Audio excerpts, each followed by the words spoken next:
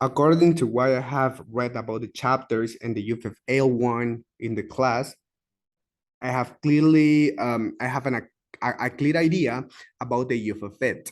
The point of this is that if we're talking about the students who use L1 or according to the native language, I mean, it can be in some cases positive. But if we think about the real idea of which is about learning, we have to focus on what L2 means to them.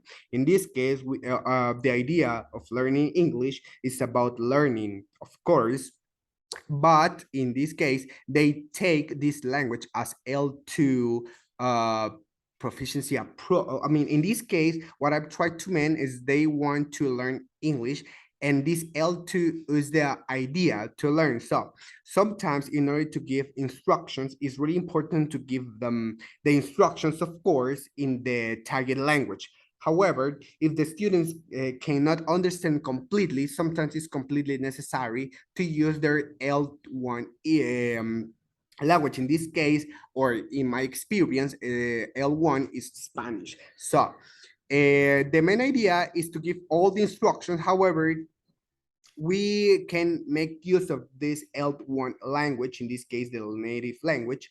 So sometimes it's completely useful and it's sometimes necessary. As I have already read in the chapter, code switching sometimes is completely important. Why?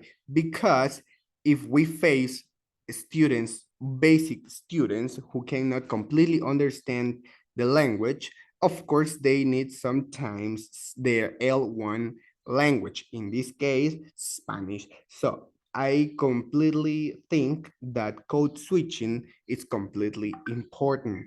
That's why I guess it's not like mandatory, but sometimes it's necessary to use the language. However, I completely think that most of the time it's not completely necessary.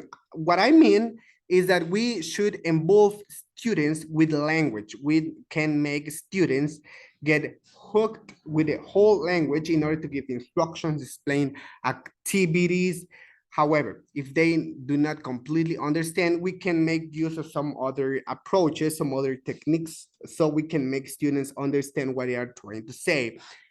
But if they cannot completely understand, or they don't fully have the idea of what we're trying to say, I guess we can make use of their language. However, I think we can make students get involved with language, but sometimes I completely think it's necessary to make use of this language because, of course, I mean, if we're talking about advanced students, sometimes we can make use of the language of the target language the entire class.